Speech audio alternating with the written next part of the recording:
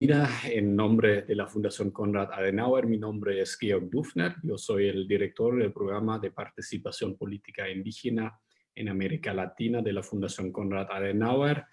Nuestro programa funciona desde el 2006 y partimos nosotros en el programa regional de la convicción que los pueblos indígenas de América Latina son de suma importancia para el buen funcionamiento en las democracias, justamente para la estabilidad democrática. Es de suma importancia su integración a los sistemas políticos y justamente para eso trabajamos desde el 2006. Tenemos varios ejes de trabajo. Solo muy brevemente les quiero comentar que básicamente nos enfocamos en reuniones como que básicamente son eventos, simposios, charlas, seminarios. Después tenemos una línea grande de publicaciones, tanto en físico como en virtual, como en digital. Y justamente buscamos la cooperación interinstitucional con gobiernos, también con los partidos, para que justamente avancemos en este proceso de la mejor integración de los pueblos indígenas al mundo político, que para nosotros no solamente es un proceso unilateral en el sentido que básicamente buscamos que se integren o sean integrados los pueblos indígenas a los mecanismos de toma de decisiones tradicionales y conocidos, sino justamente también que se integren sus maneras de la toma de decisiones a los sistemas políticos nacionales. Esto, por ejemplo, lo practicamos en nuestras investigaciones y eventos acerca del pluralismo jurídico, pero justamente también en todos los eventos relacionados con la consulta previa, y en ese sentido para nosotros es un gusto de hoy hablar sobre la temática mecanismos de consulta previa a distancia, que obviamente es de mucha actualidad en este momento, pero que también va más allá de esta coyuntura actual del COVID. Somos muy felices de tener muchos participantes de toda América Latina en esta tarde y noche para los europeos de hoy. Tenemos con nosotros tres excelentes expositores que nos van a comentar sobre su visión a la temática. Que tenemos como expositora primera a Jay Hatling de Canadá. Ella es consultora canadiense especializada en las relaciones de las comunidades indígenas en Canadá y América Latina. Tiene más de 16 años de experiencia en asesoramiento al sector privado, gobiernos federales y provinciales canadienses, así como a organizaciones internacionales, gobiernos de América Latina, comunidades y organizaciones indígenas. Ella ha trabajado en el desarrollo y la implementación de políticas, programas, prácticas justas, transparentes y de consulta constante para todos los sectores involucrados en consulta previa, así como también desarrolla e implementa programas de responsabilidad social corporativa. Después tenemos con nosotros a Gabriel Muyuy de Colombia. Él pertenece al pueblo Inga de Colombia, es filósofo de profesión con estudios en antropología y maestría en gobiernos y políticas públicas. Es catedrático de filosofía o fue catedrático de filosofía durante más de 10 años en varios centros educativos de Colombia. Fue vicepresidente de la ONIC, de la Organización Nacional Indígena de Colombia, en 1990 a 91, y hizo parte del equipo asesor del trabajo de la Asamblea Nacional Constituyente por parte de esta entidad, la ONIC. Fue senador de la República durante 2 periodos consecutivos en representación de la ONIC y del movimiento indígena colombiano. Hoy en día se desempeña como consultor de diferentes agencias de la ONU, de organismos internacionales en temas relacionados con los derechos de los pueblos étnicos. Y last but not least, tenemos con nosotros a Mariana Yumbay. Ojalá que se pudo sumar ahora a nuestra ronda. Espero que sí, está con nosotros Mariana de Ecuador. Perfecto. Bienvenidos, Mariana. Ella es doctora en jurisprudencia por la Universidad Central del Ecuador, especialista en derechos colectivos por la Universidad Andina Simón Bolívar, magíster en Derecho Penal y Criminología de la Universidad Regional Autónoma de los Andes y experta en Derechos Humanos, Pueblos Indígenas y Cooperación Internacional de la Universidad Carlos III de Madrid.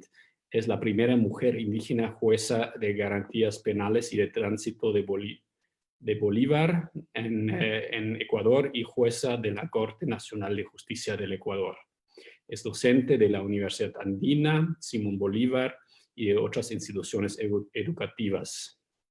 Actualmente ocupa el cargo de subsecretaria social y de articulación del recurso hídrico y es directora ejecutiva del Instituto para las Ciencias Indígenas PACARI. Muchísimas gracias por su presencia en esta tarde. Muy bienvenidos a este segundo debate CAS y quiero también agradecer a mi equipo de nuestro programa regional de participación política indígena, Bernardo Ponce, y nuestra flamante técnica de programa, María Fernanda Rebollo. Ellos dos están a cargo de todo el desarrollo, no solamente técnico, sino también de contenidos y bueno, sin ellos no estaríamos aquí. Y yo no me quiero exceder mucho más en mis palabras de introducción, solamente dándoles un par de avisos técnicos. Por favor, mientras que no estemos hablando, dejemos apagados los micrófonos siempre. Ustedes pueden, después de una ronda de preguntas del moderador, quien soy yo, mandar sus preguntas al chat y la pregunta se la pueden poner en vivo. Les vamos a llamar de poner su pregunta en vivo y también al final del evento, que durará más o menos un poco más de una hora, justamente queremos tomarnos una foto grupal con las cámaras encendidas. Así que me disculpo un poco por el atraso, tuvimos un poco de problemas técnicos, no obstante ahora damos inicio ya a la temática. Y justamente me gustaría dar la palabra a Gabriel Muyuy. Primero, él nos quiso dar un pantallazo de la situación de la consulta previa en Colombia, pero también quisiera decir yo que obviamente aquí tenemos tres países con una situación muy distinta y muy diversa en temáticas de la consulta previa, y este contexto obviamente ahora se complica con esta situación que vivimos en este momento. Canadá ya está muy experimentado, está experimentando y llevando a cabo procesos de consulta también a distancia, y Colombia ha logrado algunos espacios de concertación y están debatiendo el tema en gobierno, sector privado y por supuesto pueblos indígenas, mientras que en Ecuador la consulta solo se ha estancado y no parece haber propuestas para salir de este estancamiento que la pandemia también ha provocado. Así que en la temática de la consulta a distancia estamos en situaciones muy diversas que vamos a tratar de iluminar ahora con la ayuda de nuestros expositores y las preguntas del público. Así que, como dije, quisiera pasar primero la palabra a Gabriel Muyuy de Colombia. Y adelante, Gabriel, la palabra es tuya. Y también quisiera pedir que por favor los aportes sean breves en esta primera y segunda ronda, de un máximo de 5 minutos. Muchas gracias y damos inicio al evento.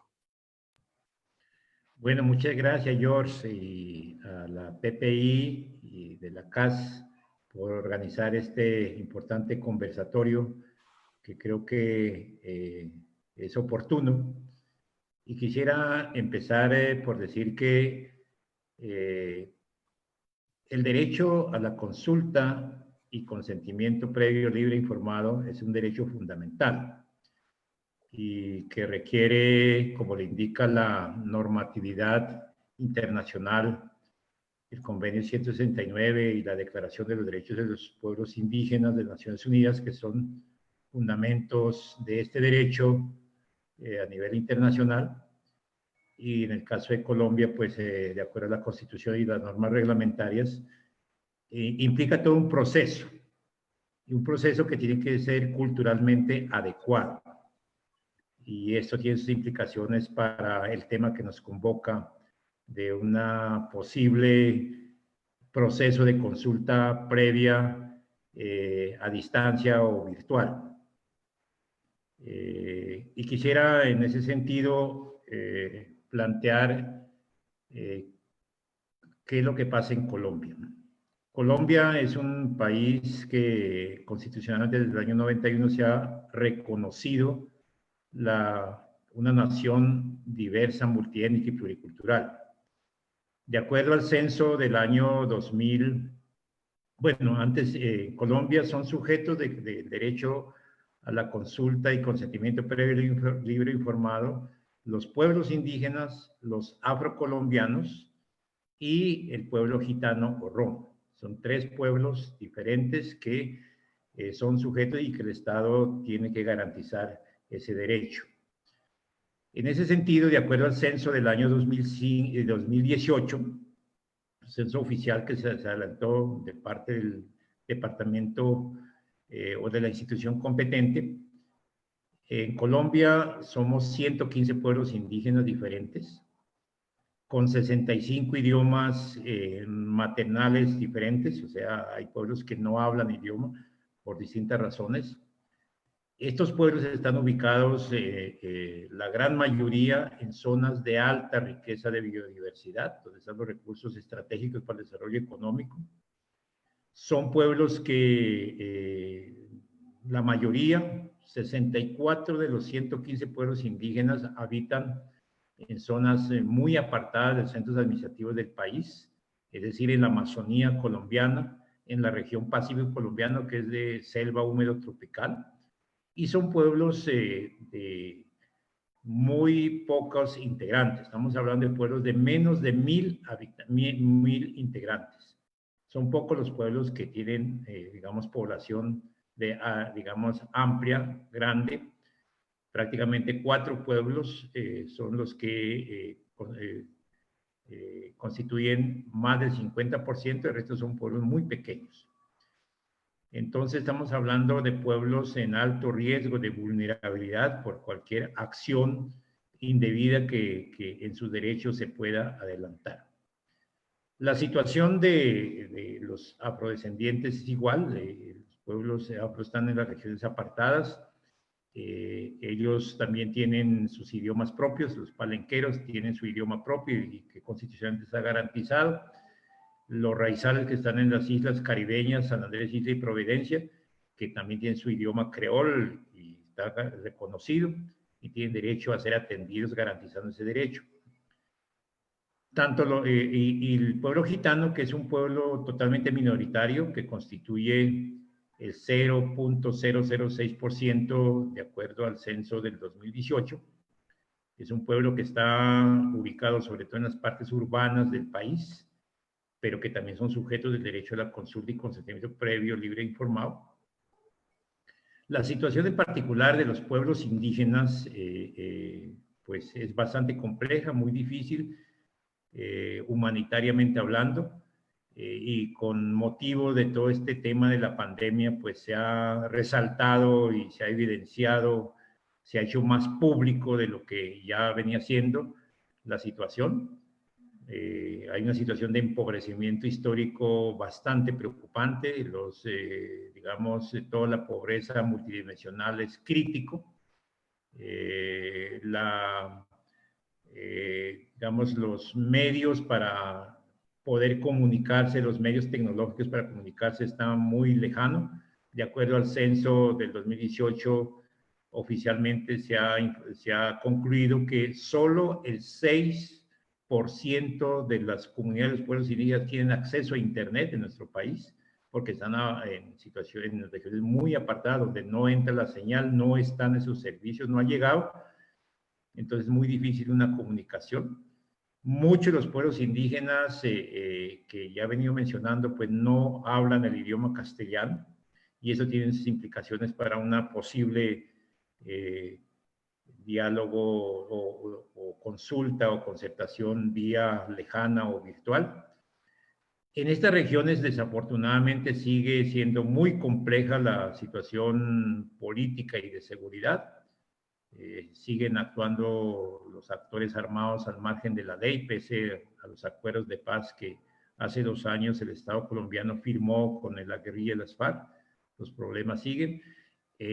Hay el problema del narcotráfico, a veces aliados con los actores armados al margen de la ley. La presencia del Estado, institucionalmente hablando, es muy débil, por no decir que no existe. Están allá los pueblos indígenas luchando solos.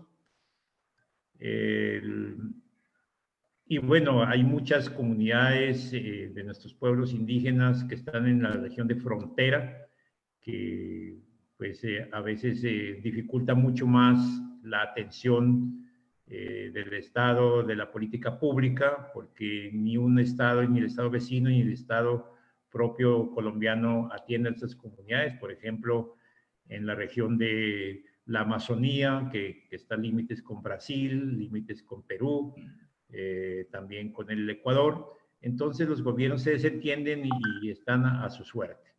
Estamos hablando entonces de una situación bastante compleja y esto no facilita mucho para hablar de una situación de, digamos, de una estrategia de comunicación a distancia, ni mucho menos a nivel virtual. Nuestras comunidades no están ejercitados, por lo que no tienen los elementos necesarios para una posible, digamos, diálogo intercultural vía lejana, vía virtual. Esa es la situación que vivimos. Entonces, hablar del derecho a la consulta previa, que es un derecho fundamental, un derecho que implica un proceso de diálogo intercultural, que implica un proceso de respeto mutuo, de entendimiento, pues no resulta fácil. Y pues con la pandemia se ha vuelto más complejo porque la gente está luchando por la supervivencia. El tema del apoyo humanitario ha sido muy difícil y por supuesto todo el tema de los elementos de bioseguridad. Entonces la gente más bien ha tomado la decisión de autoprotegerse, de no entrar a diálogos abiertos, pues porque hay mucho temor. Entonces estamos frente a una situación bastante complicada, a más de lo que ya existía históricamente en nuestro país. Eso quería inicialmente comentarles.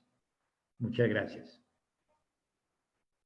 Bueno, muchísimas gracias, Gabriel, por esta introducción, por este estado de situación. Ya mencioné que básicamente Colombia se encuentra como en un paso intermedio en lo que es la calidad, la práctica de la consulta previa, y quisiéramos también contrastar un poquito con Canadá y con nuestra expositora Jay Hartling, que tiene esta experiencia muy grande sobre cómo se lleva a cabo la consulta previa en Canadá en tiempos anteriores y cómo también se lleva a cabo actualmente. Así que me interesaría, digamos, saber cómo es la situación actual en Canadá, qué propuestas y avances existen para justamente el diseño y la aplicación de los procedimientos de consulta previa a distancia y qué ya se practica. Adelante, Jay. Gracias, Georg. Muy buenas tardes a todas y todos. Muchas gracias a CAS por incluirme en el panel, que Canadá muy lejos de Ecuador y Colombia, ¿no? Geográficamente, pero somos muy unidos, ¿no? Con mis colegas allá y también con Josué, que yo vi que estaba también. Mira, Canadá obviamente es una situación totalmente diferente, ¿no? Pero somos un país rico, entonces tenemos recursos, ¿no? En el caso de nosotros, hay más de 500 pueblos indígenas en todo el país. Son 4% de la población más o menos. En términos de la conectividad, en cambio de Colombia, 98% de las comunidades indígenas tienen acceso al Internet. Entonces, es una accesibilidad enorme. Eso no dice que toda la población tiene acceso, pero las comunidades sí, en un punto hay acceso en 98% de los pueblos, ¿no? Entonces, esto te da una ventaja. cuando empezó el pandémico, cerramos todo, ¿no? En términos del gobierno, la respuesta del gobierno fue cómo podemos salvaguardar a los pueblos indígenas y a la población en general. Entonces empezaron con programas de apoyo nacional que siguen vigentes todavía para la gente que no tenía trabajo, que son los más vulnerables, que son los pueblos indígenas, seguro. Pararon todas las consultas o pusieron en pause el gobierno, entonces dijeron que pongamos pause por ahora. También las empresas, yo trabajo por varias empresas ahora, pusimos en pausa la consulta indefinidamente porque no sabíamos qué iba a pasar, ¿no? El gobierno, la respuesta del gobierno ha sido muy bueno. Hay fondos para la gente que no tiene empleo, hay un fondo especial para pueblos indígenas. Bueno, hay mucho movimiento en ese sentido, ¿no? Pero las discusiones o los diálogos de los grandes proyectos se han parado en marzo. Ahora están empezando a experimentar, como yo puedo hablar de eso un poco más tarde, han abierto un par de espacios, ¿no? Con los pueblos indígenas, con la consulta virtual. Pero el problema, como dijo Gabriel, si no tiene una conexión, el Zoom no te va a ayudar, ¿no? Entonces, en ninguna situación. Entonces, si no hay conexión, si no hay banda ancha, si no hay capacidad, si no hay equipo técnico, ¿cómo va a funcionar, no? Entonces, esas son las cosas que estamos viendo ahora. Y tenemos que recordar que no ha cambiado nada en términos de las obligaciones y los derechos a la consulta, ¿no? Por la pandemia, ni en otra situación, sea un huracán o lo que sea, ¿no? En una situación de emergencia, los derechos mantienen vigentes. Entonces, no es como ha cambiado eso, ¿no? Lo que ha cambiado es que no podemos estar juntos cara a cara o en cercanía. Entonces, yo lo veo como algo como Zoom o otra plataforma, como una herramienta, nada más, otra herramienta para la consulta. No va a resolver todos nuestros problemas, pero podemos hablar un poco más en detalle, ¿no? Por eso voy a terminar ahí. Muchas gracias. Súper, muchísimas gracias.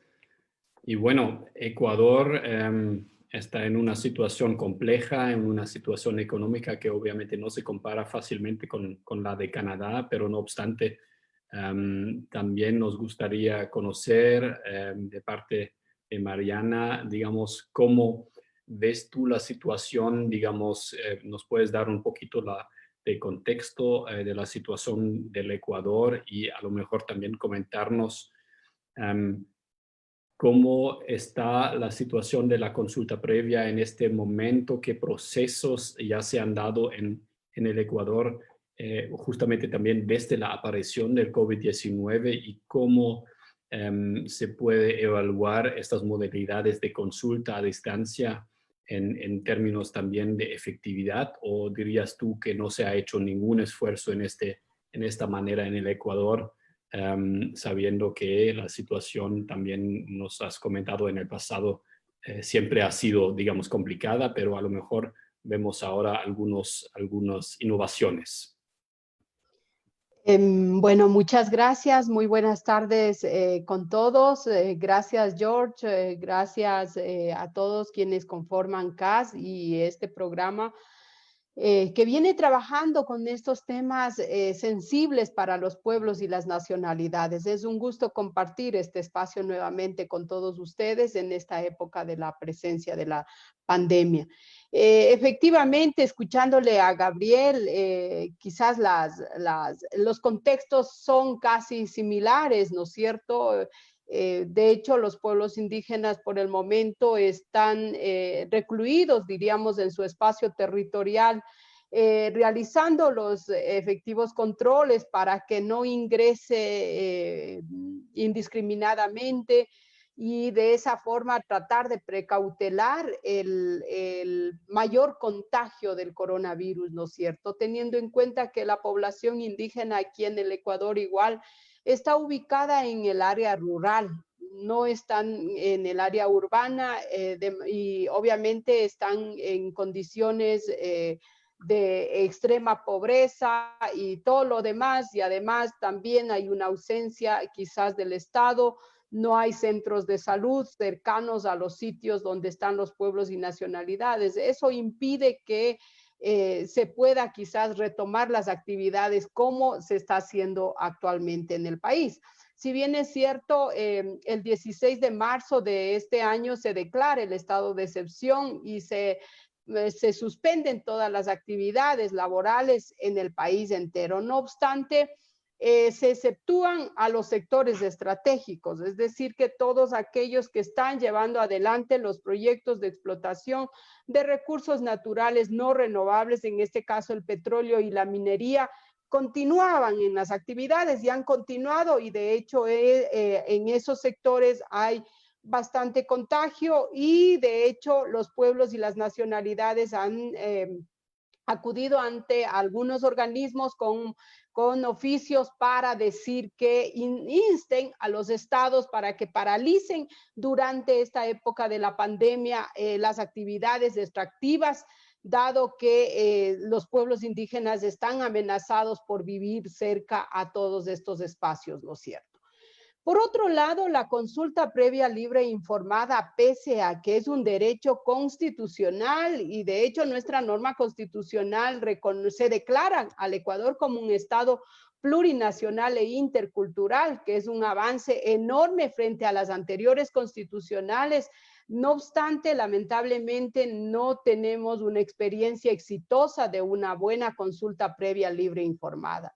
Si bien es cierto, se han hecho anteriormente algunas consultas y no han sido cumpliendo con los estándares internacionales, no han sido respetuosas de los requisitos mínimos previstos tanto en la Constitución como en una de las sentencias que ya dictó la Corte Constitucional Ecuatoriana y también alejado de lo que dice el Convenio 169. En ese sentido es lo que ha habido varios casos más bien que han sido llevados al ámbito judicial y hay sentencias judiciales favorables, de hecho, donde se deja sin efecto aquellas concesiones, se han suspendido algunas actividades de concesión minera básicamente y petrolera también recientemente a finales del año 2019 por la falta de la consulta previa, libre e informada. Ese ha sido el contexto en el que nos hemos desarrollado. Lo que sí en esta época de la pandemia no ha habido ninguna actividad de consulta previa que se haya tratado de hacer. De hecho, desde el gobierno central, desde el ministerio del ramo, ellos están muy interesados. El 6 de abril, precisamente, el ministro de Energía se pronunció públicamente que ahora más que nunca hay que profundizar la explotación minera para contrarrestar a la crisis económica que vivimos en el país. Entonces, eso es lo que está sucediendo y no, como digo, no ha habido ninguna consulta previa, libre e informada que se haya desarrollado en la época de la pandemia. Lo que sí hay algunos, no se ha desarrollado tampoco ningún instrumento, ningún protocolo que viabilice probablemente esta consulta a distancia, ¿no es cierto? Que sí es, yo lo vería quizás desfavorable si antes no lo hicieron, no sé si tal vez confiaríamos que probablemente va a haber una garantía de que en forma virtual tal vez se va a hacer en mejores condiciones. Eso de entrada, ¿no es cierto? Súper, muchísimas gracias, Mariana. Obviamente hemos visto no solamente ahora con el COVID esta situación que básicamente se aprovecha para la explotación indiscriminada de recursos naturales, también la pandemia, pero también lo hemos visto en el último año con los incendios forestales, que básicamente allá también hubo esta situación de básicamente de un estados que no controlaban para nada esta explotación de las riquezas forestales. Y bueno, sabemos también de nuestro trabajo en el PPI que básicamente no solamente es una pregunta de dinero como de los estados, sino también en muchas ocasiones de la voluntad política tratamos obviamente nosotros también de influenciar con este tipo de eventos en que haya más voluntad, en que haya más impacto, que haya presión en los tomadores de decisión, pero a mí también me interesaría y quisiera poner esta pregunta a Gabriel. La pregunta sobre los organismos internacionales. Gabriel, con tu amplia experiencia, con tu trabajo en el marco de Naciones Unidas, ¿cómo se está tratando el tema en Naciones Unidas, en los organismos internacionales? ¿Nos podrías comentar un poquito desde tu perspectiva experta, interior, también cómo ves allá? ¿Pueden jugar también estos organismos internacionales un papel fructífero en básicamente que evitamos estos mayores infracciones a los derechos de los pueblos indígenas en este momento, pero también más a largo plazo? Bueno, como este fenómeno del COVID-19 es un fenómeno mundial, los organismos de derechos humanos del Sistema de Naciones Unidas también se han venido pronunciando con mucha preocupación sobre la situación, la crítica situación humanitaria de los pueblos indígenas en el mundo, especialmente de las regiones como la cuenca amazónica, que como todos ustedes saben, abarca 9 países de Sudamérica y por supuesto de muchas otras regiones del mundo.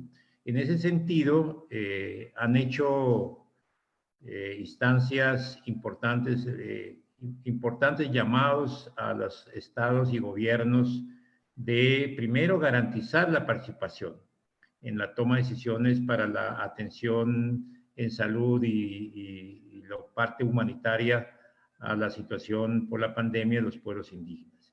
Y en segundo lugar han hecho llamados a que por favor detengan la implementación de proyectos ante esta situación, de proyectos extractivos de recursos naturales en territorios indígenas. Y en todo caso se garantice la consulta previa, pero no han hecho ninguna indicación específica o sugerencia específica de cómo hacer o cómo garantizar ante esta situación de aislamiento obligatorio y digamos, de protección obligatoria de los mismos pueblos indígenas. En ese sentido, ha habido 3 pronunciamientos importantes. Primero, el primer pronunciamiento fue del grupo de atención o de grupo de apoyo a pueblos, interagencial de apoyo a pueblos indígenas, y lo integran varias agencias, la FAO, por supuesto la Oficina de la Alta Comisionada de Derechos Humanos, que lo diera la señora Bachelet, el PNUD, la OIT, en fin, muchas agencias sacaron un pronunciamiento que fue publicado a finales del mes de abril de este año y es un punto importante.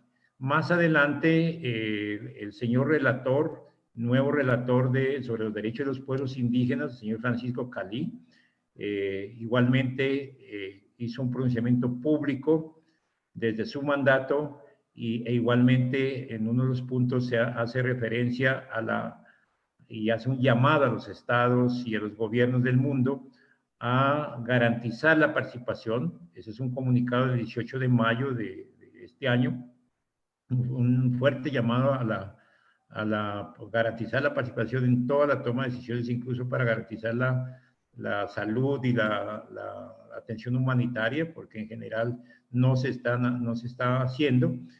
Y en el tema de digamos, de la implementación de proyectos, especialmente extractivos, también hace un llamado de atención, porque es un tema como que se ha generalizado en el mundo, aprovechando la situación, pues los dueños de los proyectos siguen implementándolos y igualmente hace un llamado a garantizar adecuadamente el derecho a la consulta previa y hace una anotación de tener cuidado a que el proceso de consulta previa a distancia vaya a ahondar los problemas que afecten el derecho fundamental. Y el último pronunciamiento reciente del 23 de julio del 2020 lo hace la señora Bachelet como en su condición de alta comisionada de los derechos humanos, hace un llamado, hace un pronunciamiento y da unas orientaciones y a la vez unas recomendaciones a los estados y a los gobiernos y a todos los que intervienen en la relación con pueblos indígenas. Y uno de los puntos tiene que ver con la consulta previa, garantizar la consulta previa, garantizar la participación a los pueblos indígenas en todas las tomas de decisiones por parte de las instituciones públicas o particulares que vayan a adelantar acciones con los pueblos indígenas. No ha habido ninguna, digamos, sugerencia, recomendación explícita de cómo, como una medida alternativa frente a la situación de aislamiento y protección, digamos, obligada por toda la pandemia, de cómo hacerlo. Porque igual en todos los tres pronunciamientos hay observaciones de la situación que ya comenté en el caso de Colombia y la colega Mariana lo comenta en el Ecuador. No hay condiciones, es muy difícil hacer proceso de consulta previa adecuado como el derecho lo indica, si las condiciones no lo hay, como ya lo comentamos, a diferencia de Canadá, pues que sí lo tienen, pues porque están muy avanzados en ciencia y tecnología y tienen los recursos suficientes, que no es el caso de la gran mayoría de los países de América Latina donde están presentes las comunidades. Muchas gracias, George. Muchas gracias, Gabriel. Sí, bueno, como ya hemos hablado de Canadá y justamente es un caso obviamente que sí tiene diferencias con América Latina, aunque hay muchas personas que cuentan Canadá como también es de lengua romana, como también parte de América Latina, así que podríamos debatir eso, pero no es el espacio para hacerlo con los franceses de Canadá, pero eso no es mi pregunta, sino mucho más que con la experiencia canadiense, que es un poco más avanzado. Tenemos ya algún eco, alguna repercusión sobre cuál es la posición de los pueblos indígenas en Canadá sobre modalidades de consulta a distancia, y existen también contrapropuestas de las mismas comunidades o, digamos, deseos de mejoramiento, algo de este tipo. Bueno, sí, gracias, Georg. Sí, obviamente estamos hablando, como yo dije otra vez, de situaciones diferentes. Y Canadá tiene bien desarrollados sus procesos de consulta. No todo es un paraíso. Hay buen proceso de consulta y hay mal proceso de consulta también. Pero hay proceso de consulta, ¿no? Y institucionalizado por todos los gobiernos, casi todos los pueblos indígenas tienen una unidad de consulta, las empresas también. Entonces, hay una institucionalización del proceso. Si es bueno o malo, eso es, y tiene que juzgarlo, ¿no? Por cada uno. Pero lo que pasó es, después de la congelación de la consulta y del movimiento de los proyectos de recursos naturales, empezamos a pensar, como después de un par de meses, yo recibí una llamada de una Primera Nación en Canadá pidiendo una consulta. Entonces yo, ok, entonces no vamos a decir no, ¿cómo vamos a conectarnos? Entonces empecemos a hablar, ¿no? Eso fue un lugar donde tuvimos una relación ya establecido, entonces no fue nada nuevo. También tenemos relación y el proceso no es nuevo tampoco, ¿no? Entonces, ¿cómo es provisional? Acordamos hacer algo provisional virtualmente, ¿no? Funcionó muy bien. Esto fue mi primero y tengo 2 otros que estoy experimentando. Lo que he notado, interesantemente, es, esas son mis observaciones solamente del proceso. Obviamente hablamos de si no tiene conexión, si no tiene banda ancha, ni equipo, ni capacidad, no hay posibilidad de hacer ninguna consulta virtual. Pero si tiene todo eso, las condiciones adecuadas, observamos que más gente hablaron. Entonces fue muy interesante ver, ¿no? Todos tenemos cuadritos aquí. Todos los cuadritos son iguales, ¿no? No tenemos ninguna jerarquía en Zoom, ¿no? Entonces, es algo casual que aparece, ¿no? Entonces, la gente se sintieron más abiertos, ¿no? Las mujeres especialmente y los jóvenes. Entonces, eso fue algo de observación que yo hice. También están en su propia casa, entonces no tienen que ir a ningún lugar donde a veces no son bienvenidos. O no han entrado como un lugar del consejo, algo más formal, se siente más libre en casa de hablar. Entonces, notamos eso, ¿no? Que es algo que libera o algo de la gente de hablar. Y eso fue bueno, la participación a nivel fue bueno. Necesito una buena facilitación, hay que tener gente que son bien como preparados para eso, ¿no? Por otro lado, los pueblos indígenas con quien yo estoy trabajando propusieron algunas cosas, ¿no? En principio fueron muy sospechosos, ¿no? De cómo van a hacer esto, cómo va a funcionar. Pero con un poco de práctica abrieron, ¿no? También ellos quisieron reuniones en persona para aumentar la parte virtual. Entonces tenemos una reunión en persona, pero en un lugar como un gimnasio, que es enorme.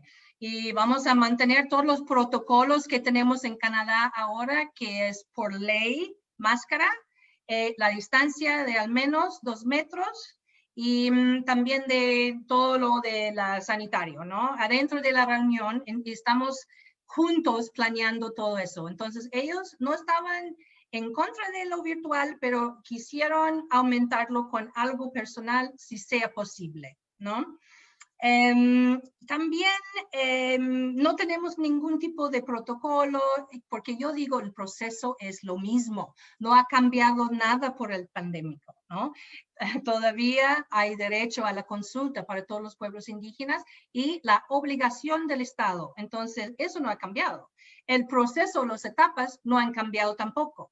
Lo que ha cambiado es que no podemos hacerlo en persona, en carne vivo. Entonces, lo estamos considerando como un buen herramienta para aumentar quizá la participación o en la ausencia de hacer una discusión o diálogo en persona. Pero no es para siempre, ojalá, ¿no?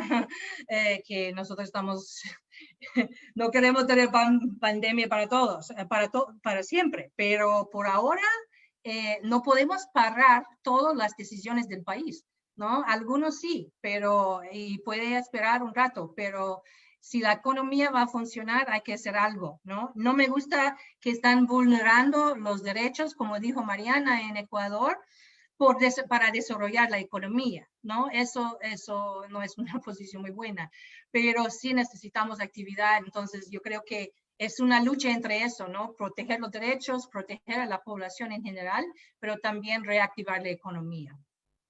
Gracias. Super, muchísimas gracias, Jay. Destaco entonces que básicamente eso no ha sido un cambio drástico en todos los procesos de la consulta en Canadá, pero sí ciertos cambios culturales, digamos, o ciertos cambios en el comportamiento también de las personas involucradas. Creo que efectivamente es así. Eso yo también noto que en nuestros eventos digitales se desarrollan obviamente de otra forma y la gente también habla de alguna manera de otra forma, y así que de verdad no solamente es una desventaja, digamos, aunque obviamente la pandemia es una tragedia, pero digamos los efectos del trabajo virtual no siempre son solamente negativos. No obstante, obviamente también se mencionó que obviamente no podríamos parar la vida para siempre y digamos no podríamos parar, no es aceptable que básicamente se paran o se frenan el ejercicio de los derechos democráticos, el ejercicio de los derechos también en la consulta. Y en ese sentido, me gustaría preguntar a Mariana, a lo largo de estos últimos años, ya en América Latina y en Ecuador en especial, hemos identificado diversos problemas en los procesos de consulta, ya los has mencionado, pero en ese sentido me gustaría saber cuáles son las posibilidades reales de llevar a cabo procesos de consulta virtuales o a distancia. ¿Ves allá alguna perspectiva para el Ecuador? porque obviamente no podríamos, digamos, dejar totalmente de hacer procesos de consulta. Supuestamente esta situación va a durar por más tiempo, o tú básicamente lo ves así, que no será más bien un problema adicional a los que ya existen en situación pre-COVID. Así que me gustaría, digamos, si tú ves en esta perspectiva de la consulta a distancia algún potencial, o básicamente en tu visión esta situación solamente complica las cosas y básicamente nos lleva a una situación de que separa la consulta. Eso me gustaría saber.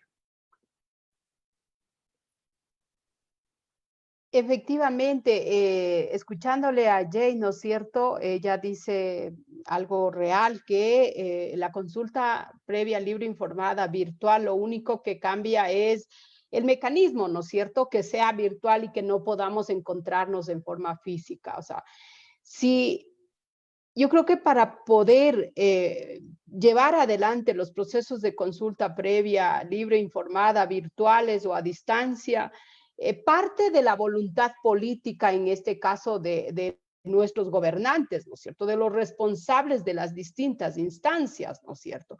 Pero si no hay voluntad política, difícilmente vamos a poder concretar y llevar adelante las consultas, ¿no es cierto? De hecho, desde los pueblos indígenas y básicamente desde las organizaciones, en el caso ecuatoriano, la CONAI, ¿qué es lo que ha dicho? Sí, ha manifestado, se ha pronunciado indicando que no se siga profundizando, no se lleve adelante los grandes proyectos mineros a nivel nacional, y pese a eso, antes de la pandemia se arrancó 3 grandes proyectos mineros a gran escala y a cielo abierto, ¿no es cierto?, donde están empresas chinas, canadienses, y que lamentablemente en esas 3 experiencias y esos 3 proyectos que se están ejecutando, lamentablemente no hubo el proceso de consulta previa, libre e informada. Más bien se produjo algunas vulneraciones a derechos, como el desplazamiento de la población bajo la figura de que por el derecho a la servidumbre, y obviamente se plantearon algunas acciones de protección para precautelar y exigir que se respete la consulta previa, libre e informada. No obstante, no fueron admitidas porque habían argumentos de los jueces, en este caso, de que quienes estaban reclamando no eran indígenas, no habían justificado que eran indígenas, por lo tanto, fueron rechazados dichas acciones, ¿no es cierto? Entonces, esa un poco ha sido la posición desde las organizaciones. Ahora bien, yo creo que para llevar adelante todos estos procesos es importante también mirar varios pronunciamientos como los que acaba de mencionar Gabriel, y yo quisiera también referirme a lo que la Comisión Interamericana de Derechos Humanos ha dicho, ¿no es cierto? Insta y obviamente hace una reflexión de que definitivamente deberían abstenerse en el marco de la pandemia a promover iniciativas legislativas o autorizar proyectos extractivos de explotación, ¿no es cierto? Eso es lo que dicen, ¿no es cierto? Pero ellos, ¿por qué? ¿En qué se fundamentan para arribar a esta decisión? Obviamente dice que primero hay que entender que el derecho a que la consulta previa, libre e informada es un derecho de los pueblos, ¿no es cierto? Y que obviamente tiene que ser garantizado ese derecho o esa protección a los pueblos indígenas, que también es necesario considerar las prácticas culturales de los pueblos, y a la vez hace mención también a que si hay a esta brecha existente, ¿no es cierto?, a esta realidad de los pueblos indígenas, que por toda la discriminación estructural, los pueblos indígenas están lejos de contar con acceso al internet, acceso a un teléfono, a una computadora, y eso va a dificultar que se concrete, ¿no es cierto?, esta posibilidad de hacer una real consulta previa, libre e informada. En ese sentido, en nuestro país, ¿qué es lo que se ha planteado desde las organizaciones?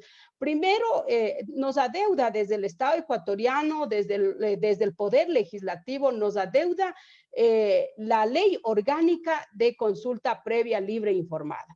Imagínense, hay una sentencia de la Corte Constitucional que fue emitida en el 2010 y ahí dispone que la Asamblea inmediatamente trabajará en esta ley orgánica de consulta previa libre informada, y hasta la presente fecha no se ha dado. Tal es así que la Corte Constitucional puede hacer seguimientos y del cumplimiento o del incumplimiento de las sentencias, y hace este seguimiento y se dicta una resolución en diciembre del 2019. ¿Y qué es lo que dice la Corte? Dice, les da un año a la Asamblea Nacional para que hagan esta ley orgánica de consulta previa, libre e informada, respetando los lineamientos que la misma Corte Constitucional lo ha dado y los estándares internacionales, ¿no es cierto? En ese sentido, y si la Asamblea no hace en ese periodo, va a ser la Corte Constitucional la que emita una ley provisional. Miren hasta dónde se ha llegado, ¿no es cierto? Entonces, en ese sentido, ahora mismo ya estamos en el 6º mes ya, y solo le queda 6 meses a la Asamblea y no tenemos esta ley orgánica, ¿no es cierto? En ese sentido, yo creo que es necesario que exista la voluntad política, la seriedad también desde nuestros gobernantes para ser respetuosos de los derechos de los pueblos, porque los pueblos indígenas, ¿qué es lo que están reclamando?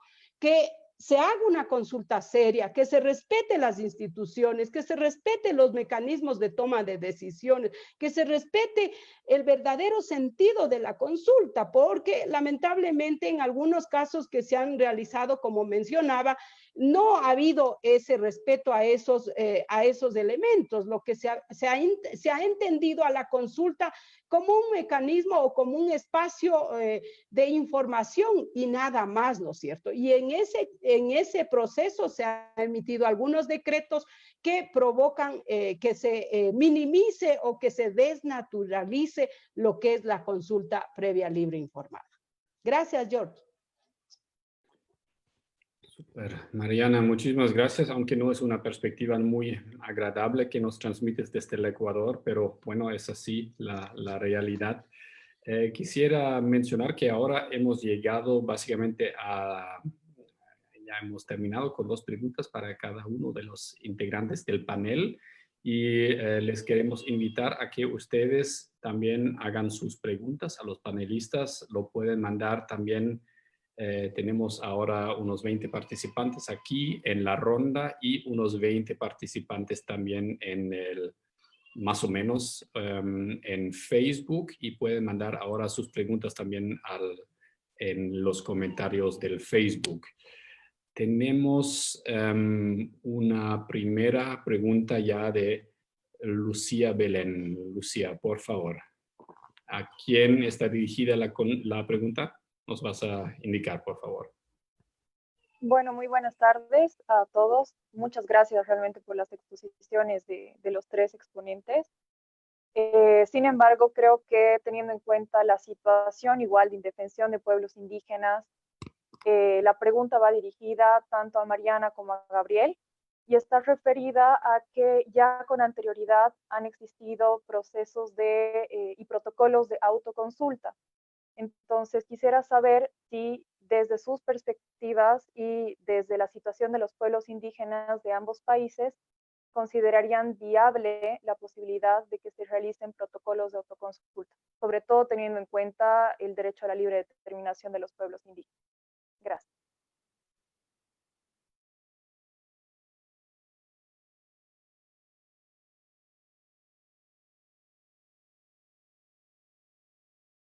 Mariana, ¿quieres responder tú? Perfecto, estaba esperando a ver quién decide primero. Bueno, gracias por la pregunta. En el caso ecuatoriano, yo creo que, como digo, desde el Estado tiene que demostrar esa voluntad primero de que van a actuar en el marco del respeto de los derechos, ¿no es cierto? Si hay esa predisposición, como decía hace rato, seria, que van a hacer un trabajo de buena fe, con una verdad, con una seriedad, con estudios de impactos ambientales, sociales, culturales, serios, independientes, que garanticen que efectivamente salga lo que necesitamos conocer a realidad, si es que va a haber riesgos y todo eso, Los pueblos indígenas yo creo que no van a estar necios de decir no queremos la consulta previa, libre, informada a distancia, o sea,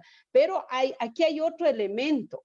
Cómo aquí tienen que considerar desde el Estado que van a necesitar una fuerte inversión económica, financiera para hacerlo, porque ¿qué es lo que tendrían que hacer? Primero, garantizar que a través de estos procesos de consulta que se hagan a distancia o virtuales, se procure el respeto a las tradiciones, a las costumbres, a las instituciones de los pueblos y nacionalidades, ¿no es cierto? Por otro lado, también partir de la idea y del conocimiento que no hay el acceso al internet, a todos los servicios tecnológicos. Entonces, se necesita implementar toda una estructura tecnológica para asegurar una verdadera participación. Y obviamente eso no va a ser posible solo con un protocolo. Yo digo, miren, aquí la Asamblea Nacional en el Ecuador está trabajando. ¿Por qué no son capaces, por ejemplo, de empezar a trabajar inmediatamente? Porque hay una propuesta ya de ley, de un proyecto de ley de consulta previa, libre e informada, elaborada desde los pueblos indígenas. ¿Por qué a partir de esa propuesta e incorporando los lineamientos de la Corte, más los estándares internacionales, tranquilamente se puede trabajar en una ley orgánica de consulta y obviamente los próximos pasos serían los protocolos? Pero si demostrasen esa voluntad política desde los diversos poderes, yo creo que se podría pensar en hacerlo, ¿cierto? Pero si no hay esto, y si continúan con las mismas acciones que han venido actuando hasta el momento, o sea, lamentablemente hay varios casos, como acabo de mencionar, que han sido llevados ya a la justicia, y la justicia, los jueces constitucionales han dicho, hey, aquí hay violación a la consulta, aquí no se ha respetado las instituciones, aquí no se está respetando a las autoridades. Resulta que hay 16 comunidades y consultan solo a una comunidad, y no consultan, sino se van a informar, y no podemos lamentablemente desnaturalizar la consulta. Si demostramos un cambio y un compromiso, obviamente desde los gobernantes que van a ser respetuosos a los derechos, pienso que sí se podría pensar en contar con esa ley y un protocolo que viabilice probablemente estos procesos de explotación y los otros, ¿no es cierto? No sé, hasta ahí. Gracias. Muchísimas gracias, Mariana. Tenemos una pregunta de Yanel Venado. Por favor, Yanel, adelante. Sí, buenas tardes. Quisiera preguntarle sobre el tema del COVID-19. Actualmente, Jai, ¿tienes alguna experiencia en el tema de consulta y aprobación de los mecanismos de acciones entre el gobierno y los pueblos indígenas en el marco del COVID-19? Y la pregunta va direccionado a Jay, si no me equivoco. Gracias. No, esa es la respuesta. No tenemos una experiencia desarrollando un protocolo durante COVID-19 o el COVID-19 porque ya tenemos protocolos. Entonces, por suerte, ya tenemos varios protocolos desarrollados y los estamos aplicando. Pero estoy en proceso ahora de empezar una consulta virtual y lo que tenemos que hacer primero es acordar cómo vamos a llevar adelante todo el proceso, ¿no? Entonces, no he hecho todavía, pero estamos en eso, es entre una empresa y un pueblo indígena donde estoy trabajando. Pero del Estado no he visto nada nuevo. Okay. Bueno, gracias. Tenemos una pregunta de Josué Ospina. Josué, por favor. Saludos, Jay, y saludos, Gabriel y Mariana. Esta pregunta va para Jay y para Gabriel. Sé que va a ser un poquito incómoda, pero creo que tenemos que hacerla. Y son dos realidades diferentes, la de Canadá y la de nuestros países latinoamericanos, así que por eso la hago así. ¿Cómo garantizamos la validez de los de lo que se acuerda entre las partes en un proceso de consulta virtual a distancia. Lo digo porque en los procesos de consulta existe un principio de buena fe y un principio de voluntad, que es básico. Las personas tienen que confiar que lo que se acordó es justamente lo que la población quería. Y en nuestros países hay diferentes circunstancias, para no ahondar del tema, que hacen a veces desconfiar, muchas veces de lo que se acuerda con las empresas y otras veces de lo que acuerdan los dirigentes. Entonces, ¿cómo garantizamos realmente la validez en una circunstancia de consulta previa a distancia? Bueno, a lo mejor para Gabriel. ¿No? Bueno, muchas gracias, José, por esa pregunta tan importante que toca aspectos de fondo. Y yo quisiera entonces decir, desde Colombia, en el mes de marzo, el gobierno nacional en cabeza del Ministerio del Interior expidió una circular dirigido a los pueblos, a los sujetos de derecho indígenas, afros y gitanos, como también al sector privado y a las instituciones que tienen proyectos para ser consultados con los sujetos de derecho. Esa circular causó revuelo y mucha preocupación en todo el país. Las organizaciones indígenas y de las comunidades étnicas se pronunciaron de manera muy fuerte, rechazando esa convocatoria o esa invitación oficial por parte del gobierno nacional a adelantar procesos de consulta previa virtuales o a distancia. Ante esos pronunciamientos, el Ministerio Público, la Defensoría del Pueblo, la Procuraduría General de la Nación también se pronunciaron de manera muy categórica. E igualmente fue coayudado por la Oficina de la Alta Comisionada por los Derechos Humanos de Naciones Unidas de Colombia. Y entre los argumentos de ese rechazo era lo que usted, Josué, está preguntando, de cómo se podía garantizar, además de todas las limitaciones que Mariana ampliamente ya lo comentó y que yo también lo comenté en la parte inicial. O sea, no hay condiciones. Decían en los argumentos, por ejemplo, cómo garantizar un diálogo intercultural desde el tema de los idiomas en un proceso virtual. Cómo entenderse en un lenguaje.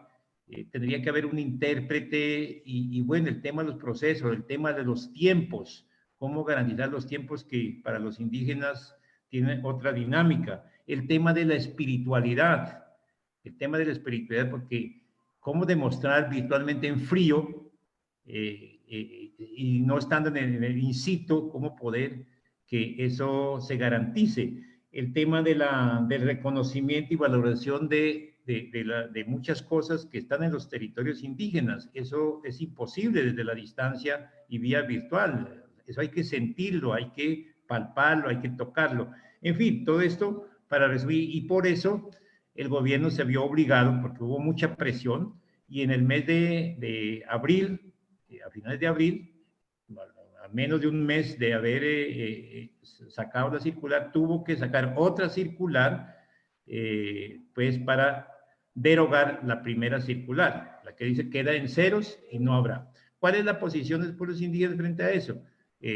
Definitivamente no hay condiciones para hacer consulta previa porque precisamente no es posible que se garantice de manera plena y efectiva el derecho a la consulta y consentimiento previo y informado. Esa es la posición, y entre otras porque no hay claridad, no hay condiciones para que se garantice lo que usted está preguntando, Josué.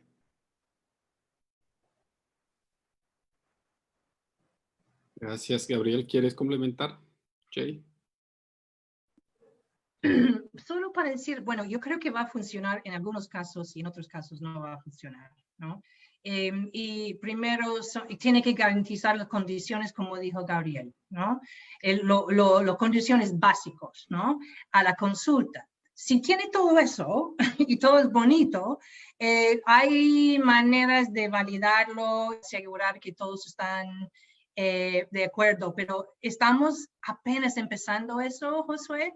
Y yo que preguntarme en 3 meses que si ha fallado todo, pero hay herramientas en varios de esas plataformas para, uno, grabar la sesión Entonces está grabando todo lo que dice todos. Entonces eso incluye que tiene que ser responsables la gente del gobierno también, ¿no? Entonces hay una manera de contabilidad.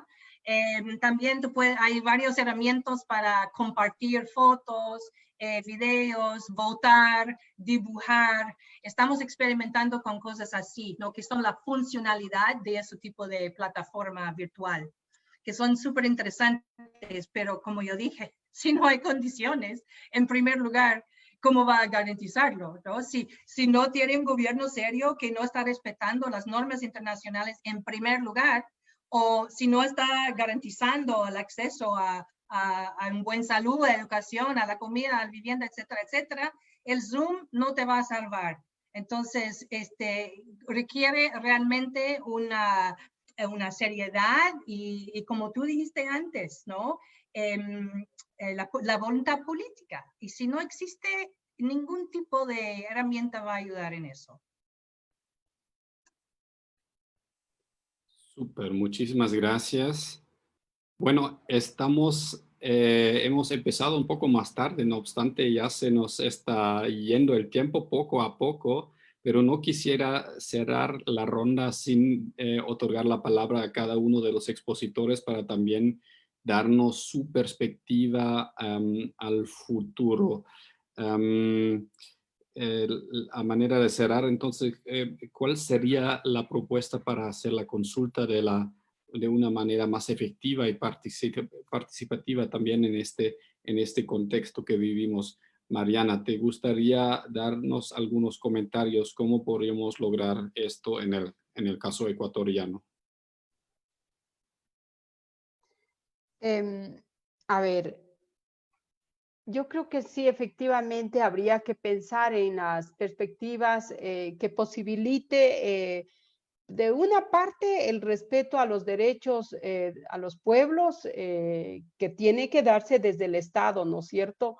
En ese sentido, yo creo que es necesario que se pueda empezar, ojalá, toda la situación que atravesamos permita a reflexionar a nuestros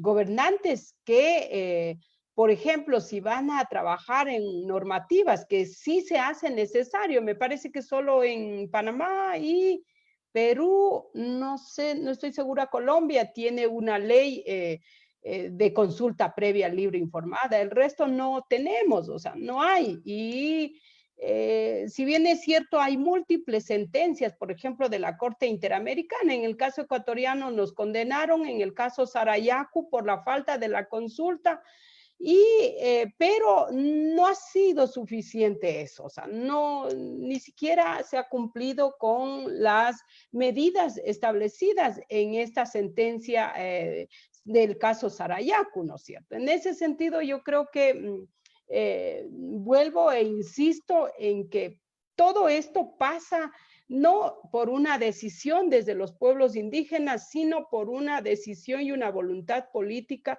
desde el Estado, ¿no es cierto? El Estado tiene en sus manos esta decisión de actuar en el marco estricto del respeto a los derechos y por otro lado, garantizar una efectiva participación de los pueblos, y no solo en el momento de la consulta para la exploración o prospección o la explotación de recursos, sino en la adopción misma de las normativas, ¿no es cierto?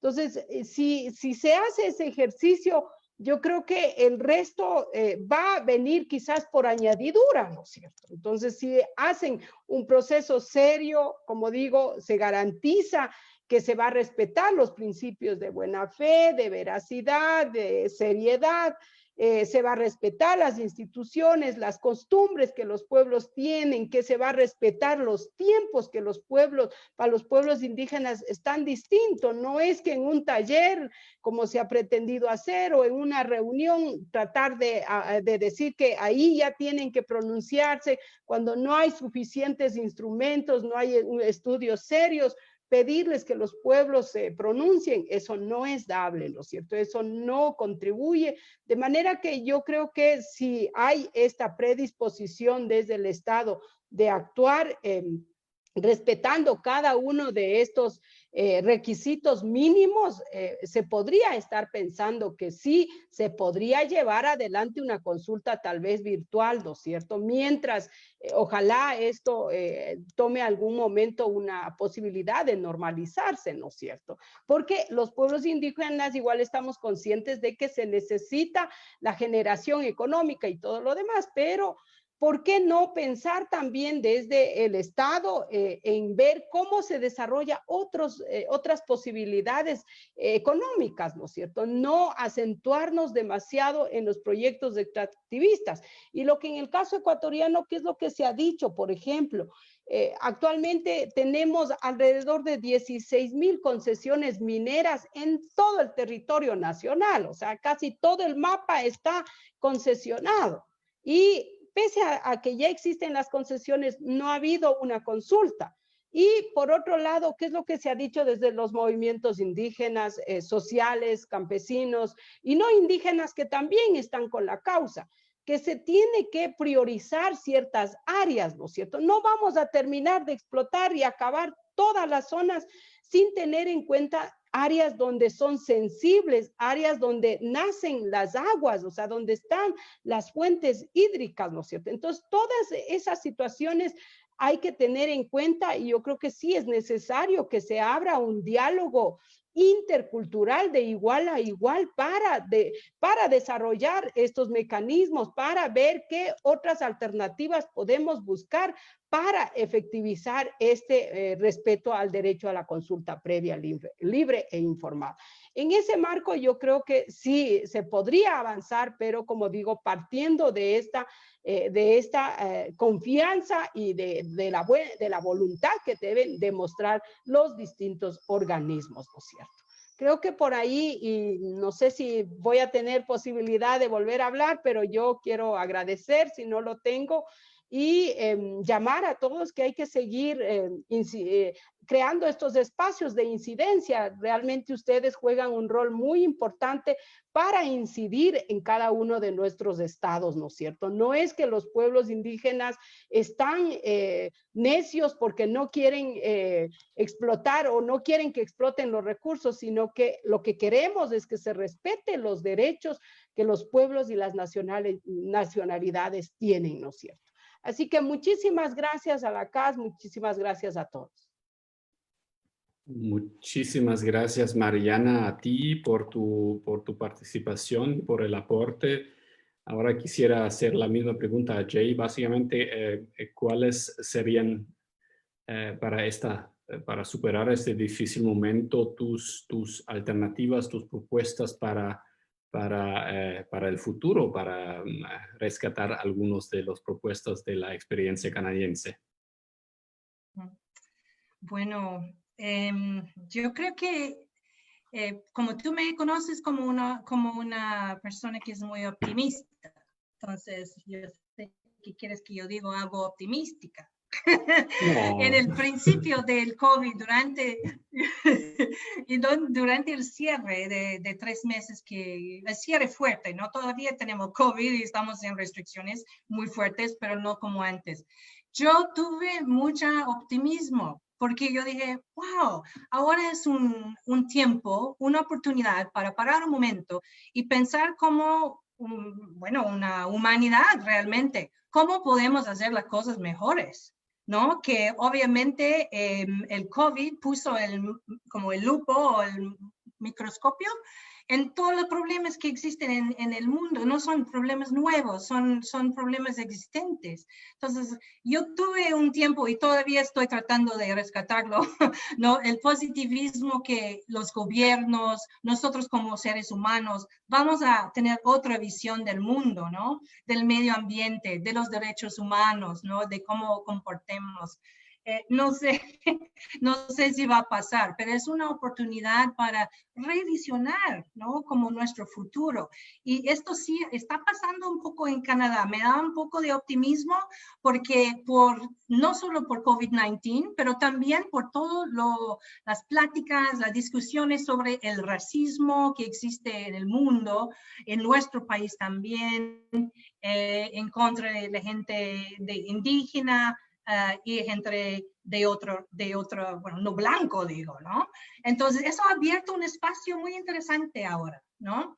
Que yo he visto, hay más espacio para los pueblos indígenas, y yo creo que esto va a seguir adelante. Ojalá, ¿no?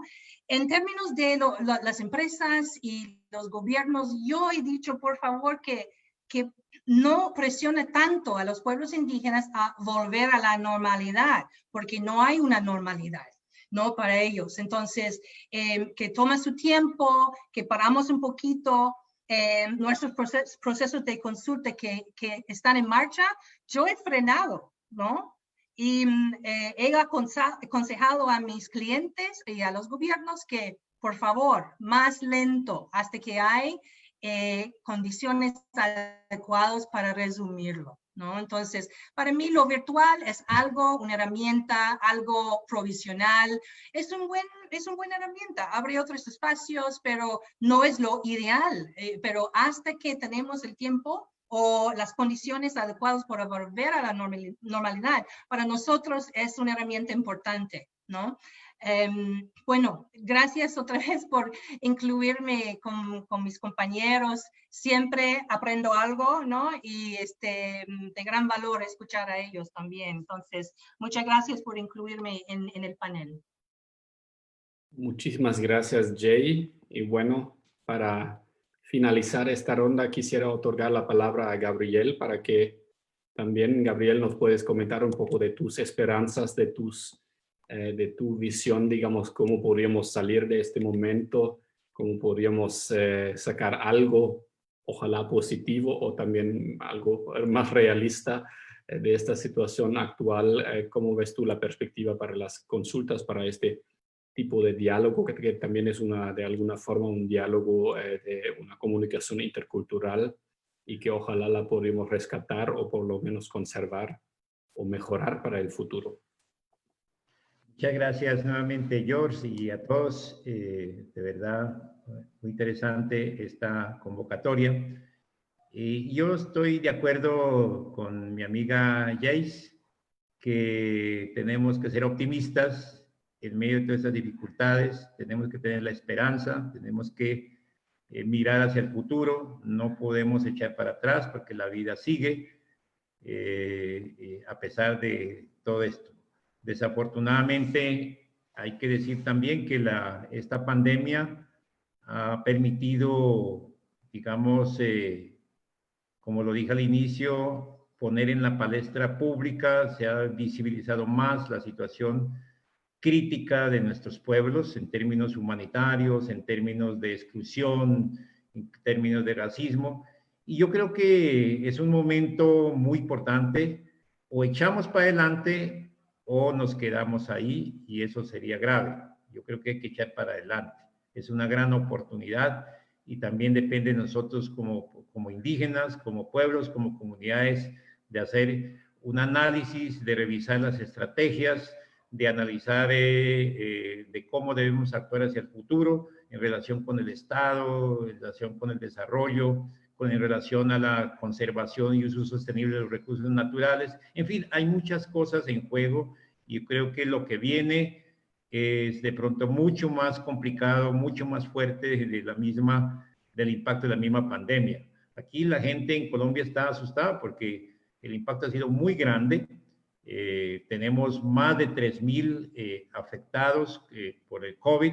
Tenemos 114 indígenas y entre ellos unos dirigentes muertos por la COVID, y situación bastante compleja, y eso ha llevado a importantes reflexiones que la dirigencia está analizando de cómo debe ser la relación con el sector privado, con el sector institucional hacia el futuro. Y todo esto implica diálogos, implica procesos de consulta, implica procesos de concertación. De hecho, que a instancias de los mecanismos que se tiene aquí en Colombia, que es la Mesa Nacional de Concertación, donde confluyen las 5 grandes organizaciones indígenas del país, siguen dialogando con el gobierno, que no es consulta previa, pero están concertando algunos aspectos que hay que concertar de todas maneras, que repito, no es sinónimo de consulta previa, pues parte importante digamos, de alguna manera de consulta, sobre todo lo que tiene que ver con medidas de tipo administrativo, que no puede tomarse decisiones de manera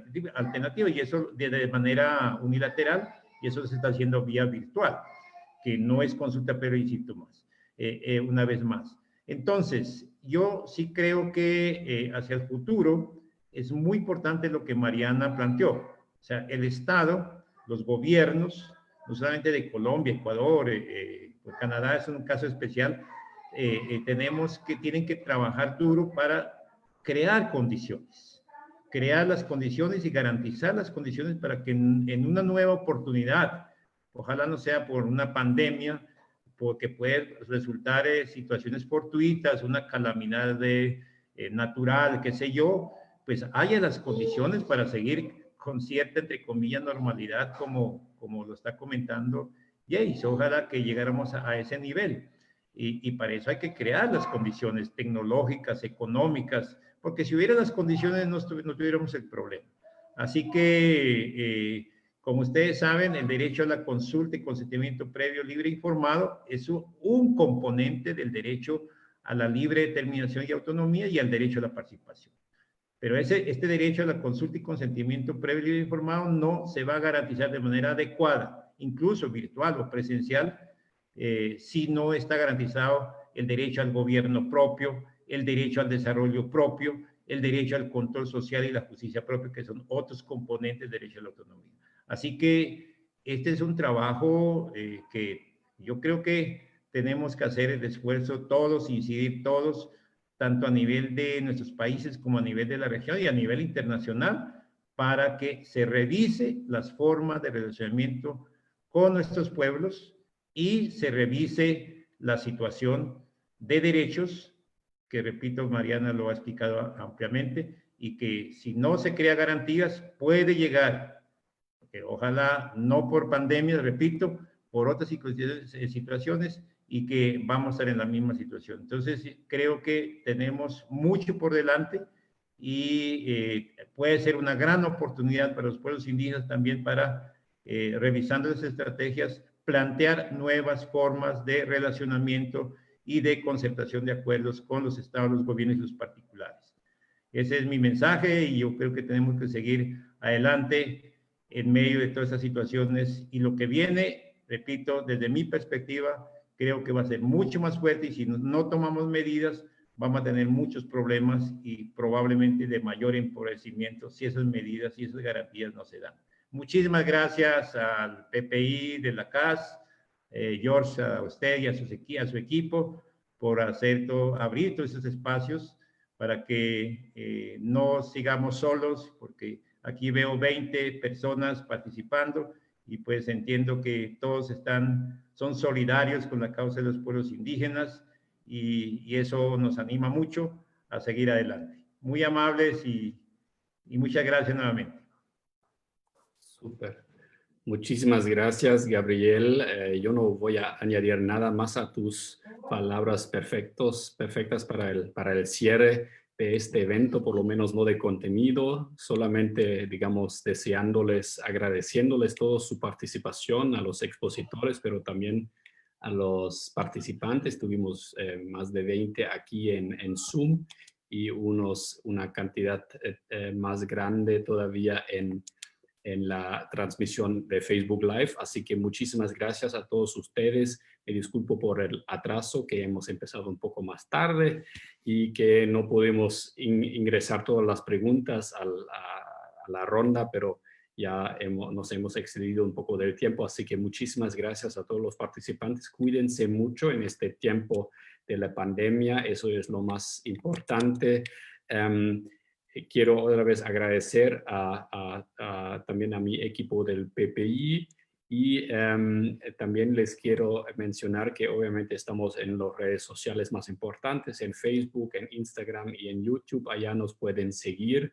Tenemos cada 2 semanas un nuevo DebateCast. Les agradezco mucho su participación en este segundo DebateCast. Y como les digo, ahora sería súper si todos podemos encender nuestras cámaras, los que los tienen apagados, para una foto grupal. Y con eso ya me despido. Muchísimas gracias otra vez y nos vemos pronto aquí o en otro canal. Muchísimas gracias. Así que, ¿quién da las indicaciones para la foto grupal? Creo que es Mafer, ¿cierto? O Bernie.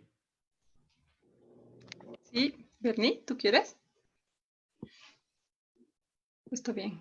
Sí, perfecto. Creo que una buena parte ya ha encendido las cámaras. Les daremos unos minutos más por si alguien quiere todavía encender su cámara. Un minuto. Y Guadalupe no tiene encendido su cámara. ¿Es así, no? sí, faltan algunas personas. Perfecto. Súper. Ya está. Muchísimas gracias a todos nuevamente.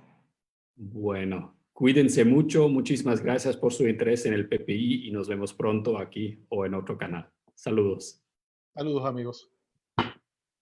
Gisela. Súper.